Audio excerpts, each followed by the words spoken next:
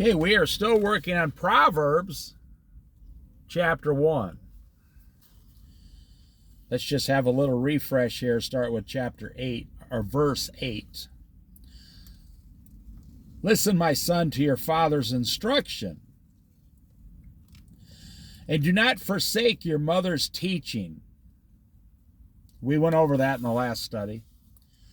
They are a garland to grace your head and a chain to adorn your neck. We went over that. My son, if sinful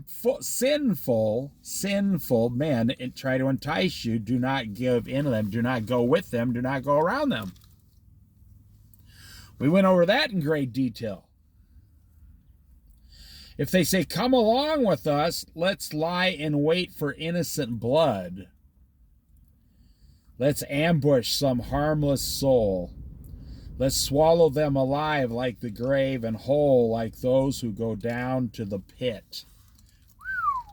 You see what the Lord's saying here? They don't understand. They're on their way down to the pits of hell. People who harm innocent people are on their way to the pits of hell. If you're out there and you have harmed someone, you should do everything in your power to make them whole again, plus double, and ask for forgiveness so you don't go to hell over the issue. You say, well, I did steal like $50,000 from this guy once, this business deal or something. Well, you should go pay the person back $100,000 and tell him Jesus is making you do this so you don't go to hell. Or if you're saved, so when you get to heaven, you don't lose all your crowns because you ripped somebody off on earth. Now listen to what it says. Let's lie in wait for innocent blood. Let's ambush some harmless soul. So that's the words of God saying the person you are lying in wait for is innocent. The victim. Let's ambush some harmless soul. The person you are trying to ambush has done nothing wrong. They're harmless. You're the one causing the harm, and the Lord is going to show up. Let me tell you how to make God very angry quickly. Go and start harming poor widows. Anywhere in America, anywhere in the world. You just go ahead and start ripping off some poor widows and see if God doesn't show up and with a big, huge club and knock you out. Those of you in business, like you might sell air conditioning units or something, or you might repave driveways or put a roof on a house, and you see a poor widow there, and you're like, I'm going to take advantage of this poor widow and charge her double. But you don't understand. You just sent yourself to the pits of hell. You may get an extra $25,000 out of a roof job from some poor widow. But I guarantee before you die, God's going to make you miserable. You want to make God angry really fast? Go after innocent people and go after harmless people. Widows, orphans. I heard a story once. This minister said one of the people in his church, someone did something to harm one of their neighbors. The neighbor was saying one of his neighbors harmed him to the tune of a couple $1,000s. And he said, I need you to pay it back. And the guy said, okay, yeah. And then he would never pay. So he said, I need to pay you to pay it back. The guy said, I'm not going to pay. What are you going to do about it? Now, this isn't really a rare story. It happens all the time, everywhere in America, every single day, thousands of times a day. That's why they put a fence between you and your neighbor. And the guy said, okay. No, I'm not going to sue you. He says, I'm going to pray to Jesus, and I'll let him handle you from now on. The guy said, I'm a Christian, and you are not a Christian, so I'll just let God take care of it. And if God tells me to just take the 2,000 loss, say, well, you know, if the Lord he'll take care of it. So the guy said, I forgive you for stealing the money, and I'll just leave it up to the Lord, see what happens.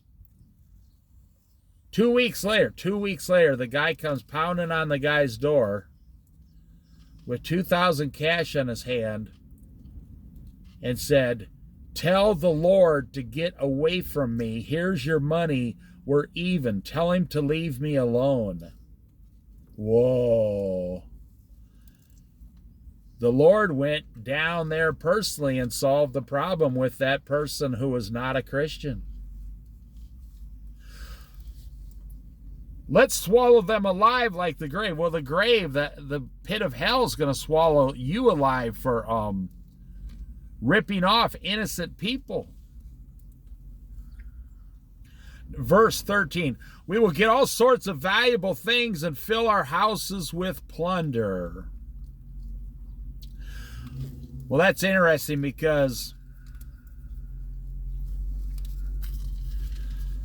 isn't that what middle class people try to do? Even though they're probably mostly on the up and up, they're not thieves or anything. Isn't that what you're trying to do? Have you ever thought of yourself as a middle class person who acts like a thief? Because what motive? Now listen, I can prove you're just your behavior is like a thief. So the middle class person the thief says, we want to fill our houses with all kinds of valuable things.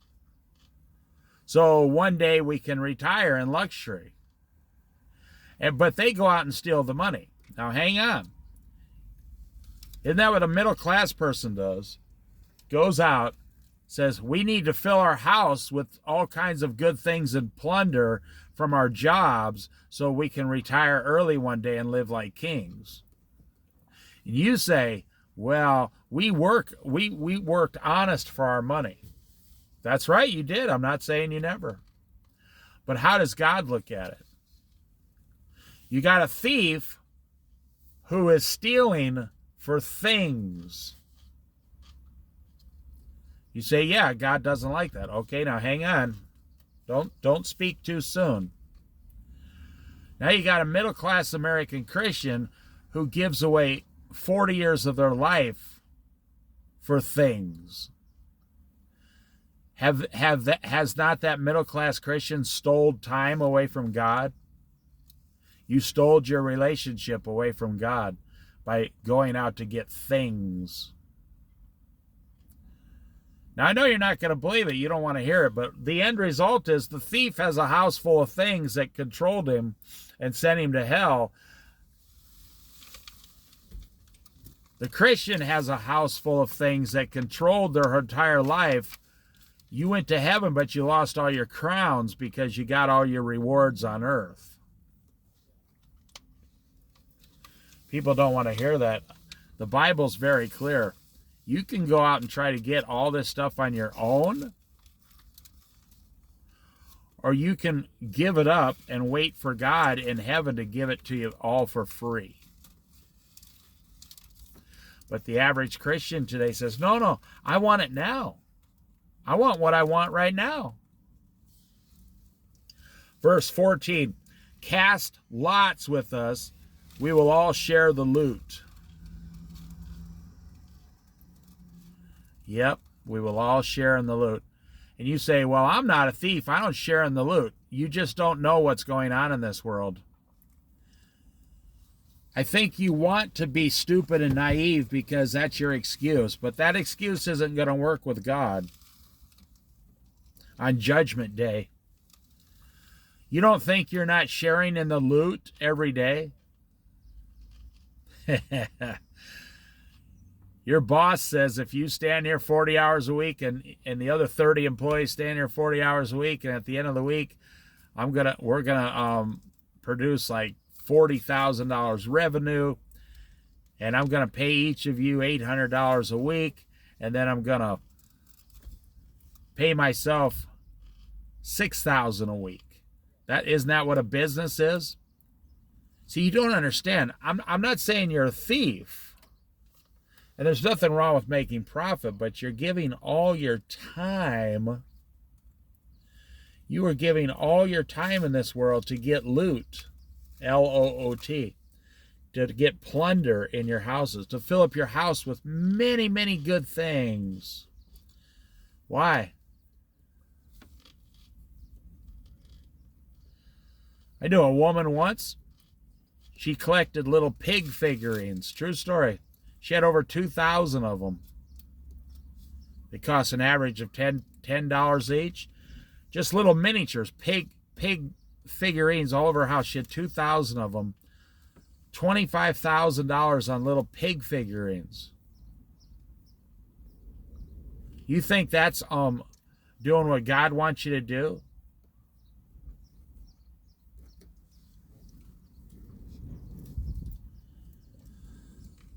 Now here's the warning, verse 15. My son, do not go along with them.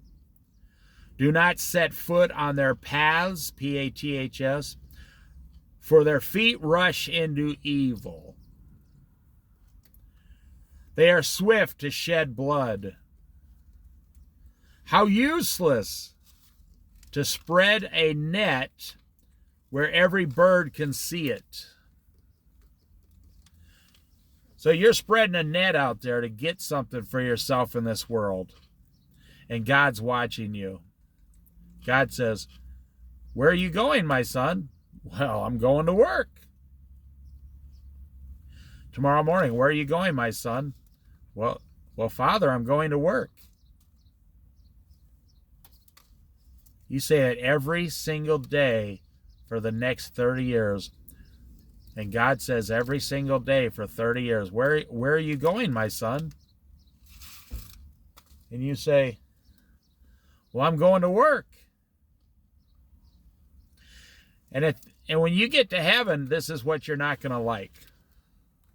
When you get to heaven as a Christian,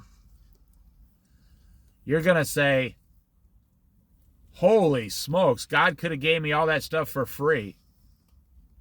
All the stuff you spent 30 and 40 years doing, God could have gave you for free. You say, well, okay, well, let him do it. Well, have you asked him, Lord, what do you want me to do? I know it says we're supposed to work by the sweat of our brow, but I'm telling you, people spend 90%, well, they spend about 50% of their time working,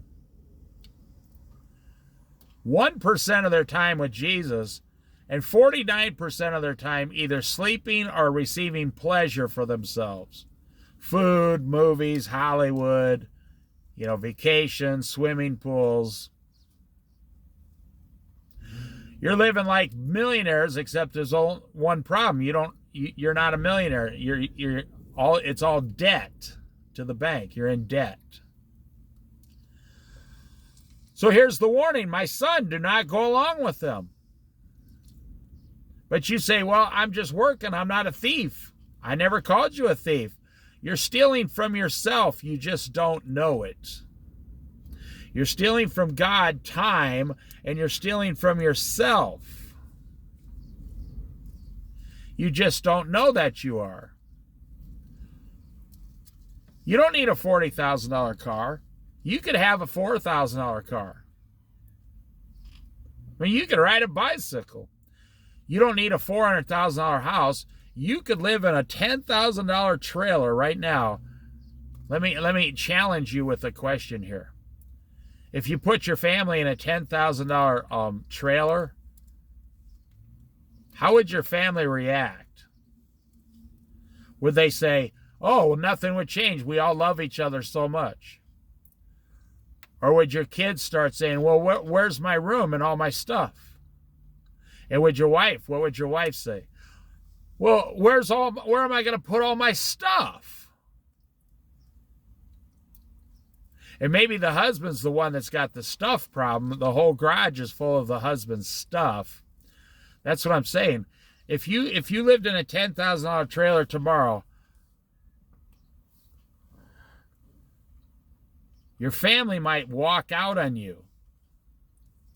And that's proof. Even your family knows your only value exists in you go to work and bring home the money, and that's why we love you. You think about it. The things I'm telling you are true.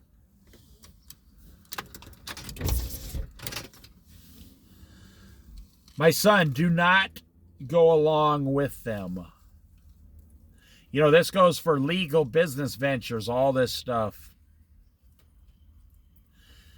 Because you're going to give away all your time on this earth that you're supposed to be spending with God and your family. In Ecclesiastes, that's what I said, Ecclesiastes. Serve God.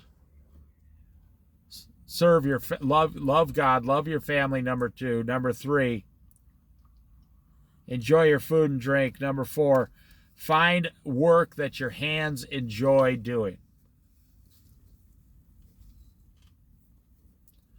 That's why people are so confused today. That's why people don't understand.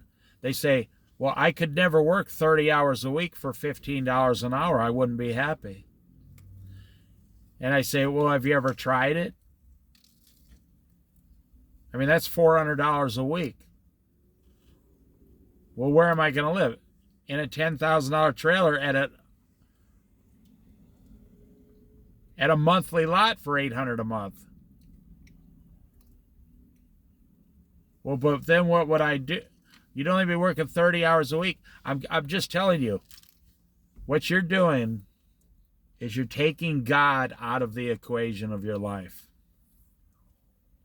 You're running with the evil criminal crowd.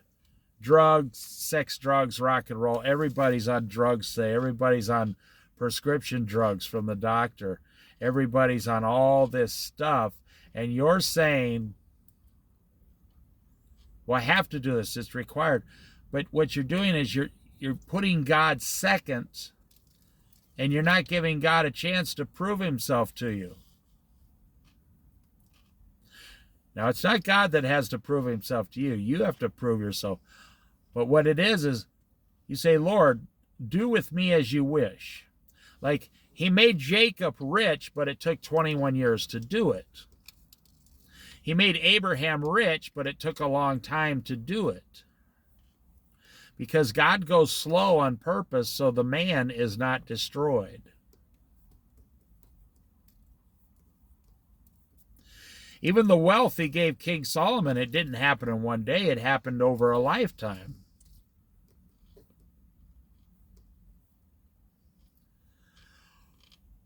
Verse 16, for their feet rush into evil, they are swift to shed blood. It says in the last days, people will become lovers of themselves and lovers of money. And what do we see today? The more people love themselves, the more people love money, the angrier they become. They get angrier and angrier, and it just produces more anger. Living for self, because you can never satisfy yourself. I don't know if you know that. It's impossible for you to make yourself completely full and happy and satisfied and full of joy.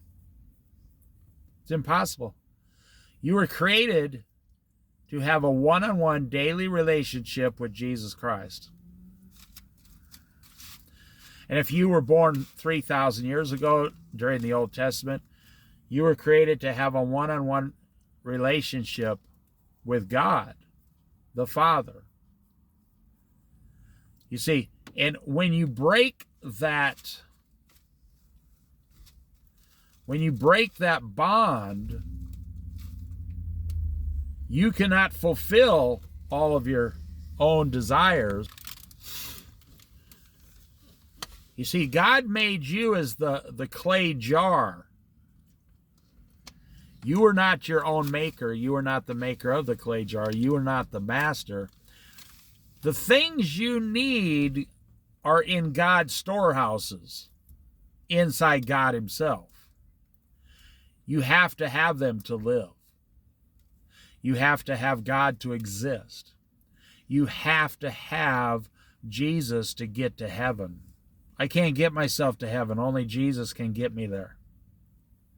So when you run, their feet rush into evil. Say, well, I'm not doing evil, but you don't understand. You are doing evil.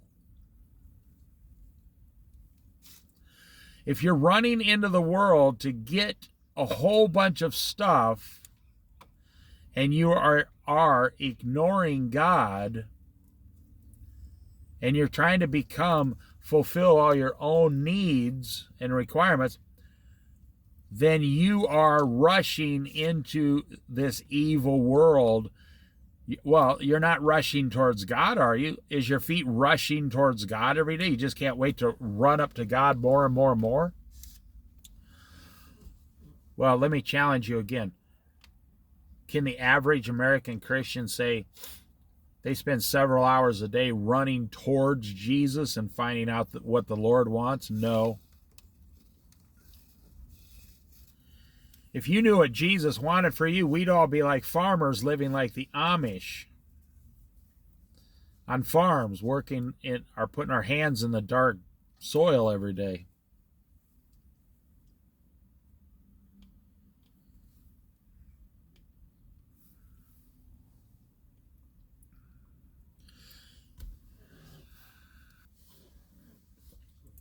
You see, you are saying to yourself, when you read the Bible, you're saying, well, I'm not evil, I'm good. So when you read a verse like, their feet rush into evil, you say, well, that's not me, I'm not evil. I'm one of the good guys for Jesus. Your feet are rushing into evil. You just don't want to admit it. Just because you're a Christian, it doesn't mean you're perfect and you'll never do something evil again. Remember what the Bible's trying to teach you. Wisdom is everything to control your whole life. So when you read number 15, my son, do not go along with them. Do not set foot on their paths. Well, do you have friends you go drinking with? There, you just failed. You see, here's the point I'm making.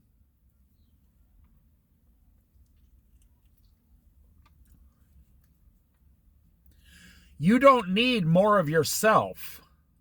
You need more Jesus. You don't need more of your wife and kids. You need more Jesus. You don't need more of your brother-in-law. You need more Jesus. You don't need more friends who get drunk. You need more Jesus. You don't need more work. You need more Jesus. And that is what you are trying to deny in these verses. You're saying, no. I'm not like that.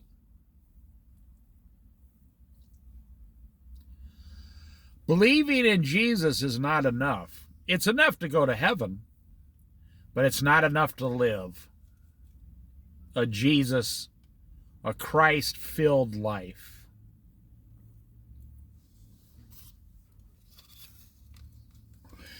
If I came to your house and took all your money away,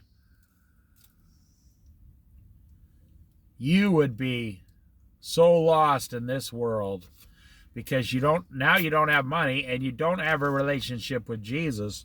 You would be screwed.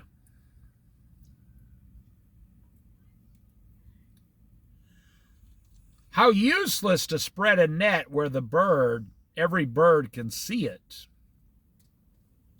These men lie in wait for their own blood. See, they don't understand. They're spreading a net for themselves. They're digging a hole for themselves. They're laying a trap for themselves, a snare. They're going to fall into their own snare. They just don't get it. These men lie in wait for their own blood. Verse 18. Jesus says, when you're doing all these things, you come against God the Father. You start fighting against God. And now God is going to come and throw you into your own trap. You think you're going to defeat God? You're a fool. And they're not just saying you're a fool here. They're saying they're evil. People who do this is evil. These men lie in wait for their own blood. They ambush only themselves. Such are the paths of all who go after ill-gotten gain. It takes away the life of those who get it.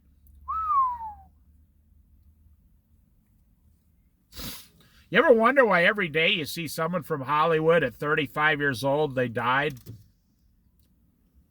What happened to them? Drugs, suicide?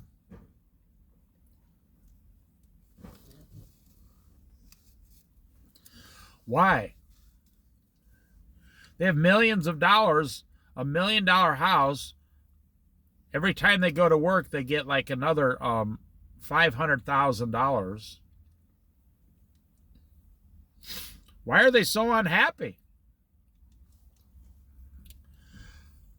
Those who go after ill-gotten gain, it will take away your very life, it says.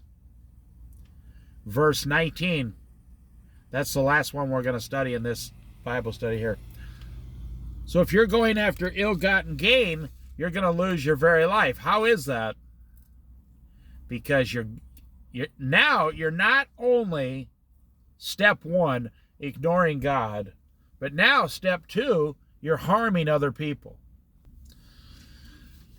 I just had someone pull up to me next to me here right now in a Ford F-350 diesel 4x4 with extended bed in the back. $140,000 truck. $140,000 truck, and they're going down to an $80,000 boat.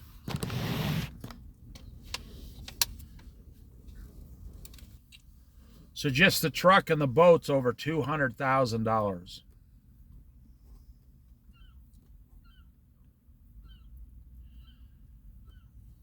You see, God is not wrong, God is right. So what if they worked hard for it and they earned it? It's theirs. That's right, it's yours.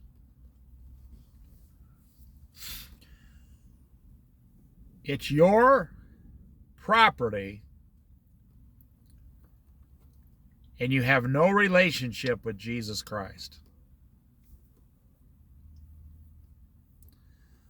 How long do you think that's going to last? And you argue again, well, but I'm not going after ill-gotten gain. I'm not harming other people. Yep, maybe you're not. But how long do you think God will allow you to enjoy this big, huge lifestyle? And God knows you're on your way to hell. You're going to hell. And don't you think God loves you enough to warn you? Now, he's warned you, and he's warned you and warned you, and you ignore him, Well, now he has to start taking away your possessions to get your attention. For God to get your attention, he has to start removing your possessions. I want you to think about this. As a Christian, does it sound normal to say to God, God says, I'm going to put you down here for 75 years on the earth. In the last days, and I want you to go out as one of my children, a Christian believer, and tell other people about my son, Jesus Christ. And you respond by saying, oh, thank you, Lord. First thing I'm going to do is buy a big, huge $300,000 house.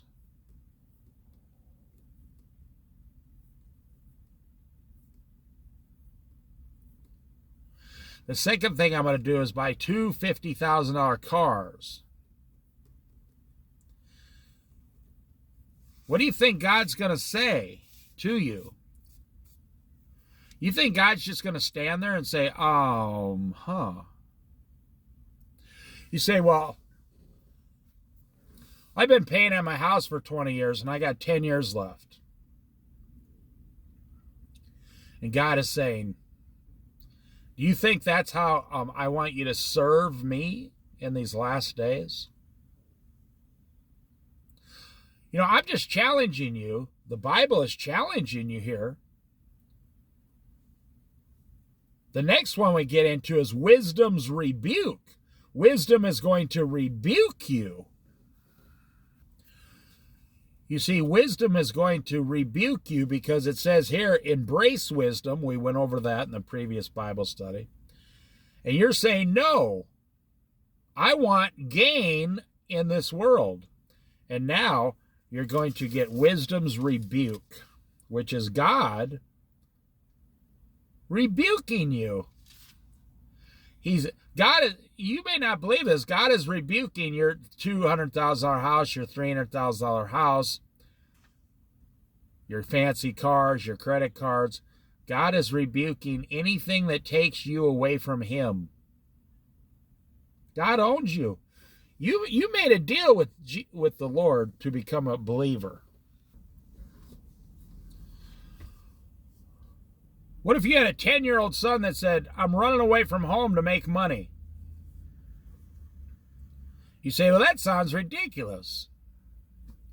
I would not let my 10-year-old run away from home to make money. Well, what if you had a 20-year-old prodigal son say, give me my inheritance, I'm out of here, I'm going to go make money?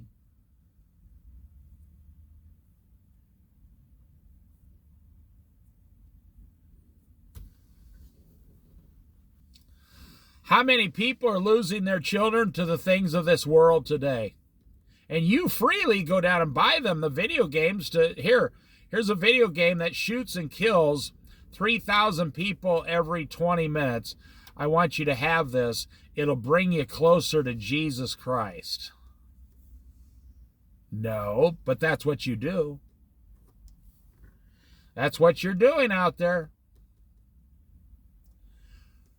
And God in His wisdom is saying, you are living a lie. You're living outside of me. The only thing your children will need. Now, let me say this to you. There are many of you out there, your children are going to go to hell for all eternity. And maybe your spouse is going to go to hell for all eternity. And you have done everything you could. You have been in a lot of pain on this earth. I know my spouse does not believe in Jesus. I know my children refuse to believe in Jesus. And let's say, 30 more years go by and they refuse. And they die without knowing Jesus and their sins forgiven, and they will spend eternity in hell. But you got to let it go. And in heaven, you will let it go.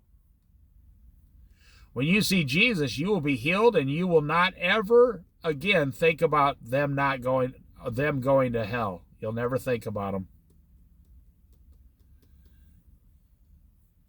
I'm not sure if you know about them up there or not, but if we do, you won't even care. You'll only care about Jesus and love.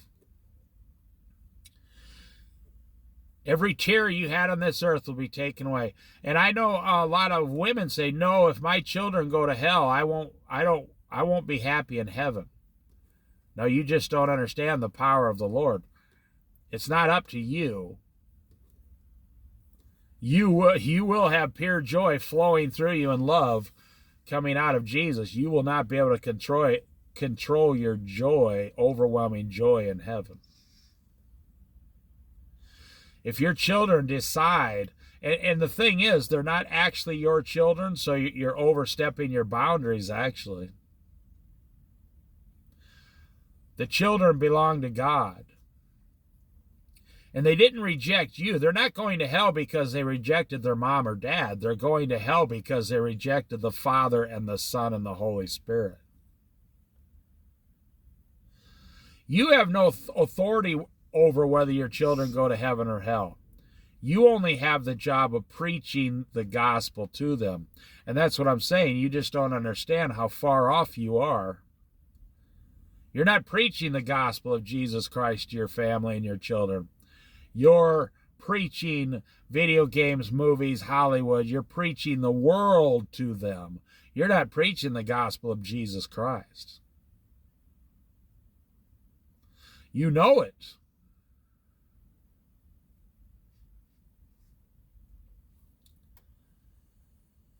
And that is ill-gotten gain. And it will take away your life. The very one who gets this gain, your life will be removed from you.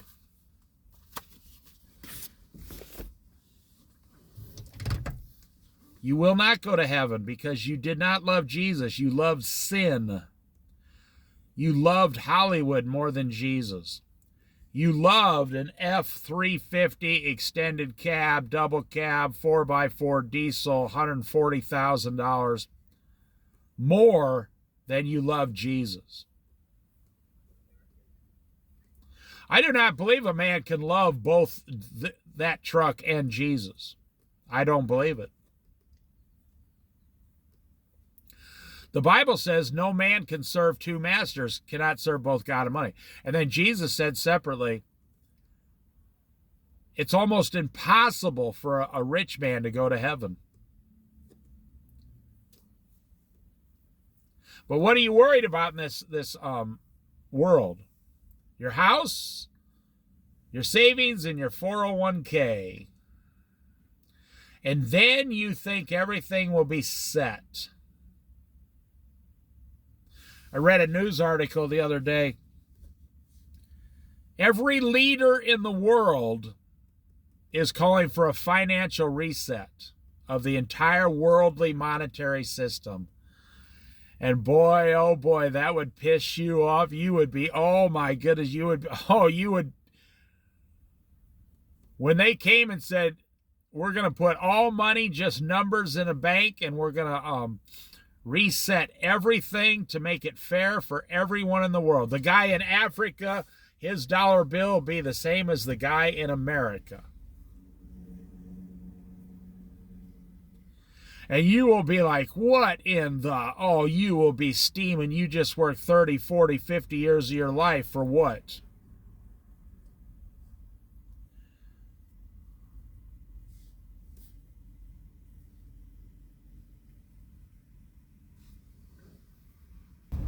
You say that's illegal. They could never do that. Well, you're wrong, 100% wrong. Remember the 1850s gold rush? This was after the 49ers went out and got all the gold in California. Do you remember that? And right after the Great Depression, they confiscated all the gold and silver in the United States of America. And the government paid them all an extremely low price per ounce. And they kept all the gold and silver for themselves. The government did.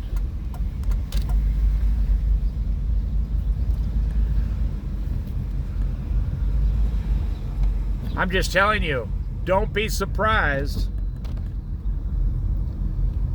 when you spent your whole life going after money and then somehow the whole system changes and you lose everything.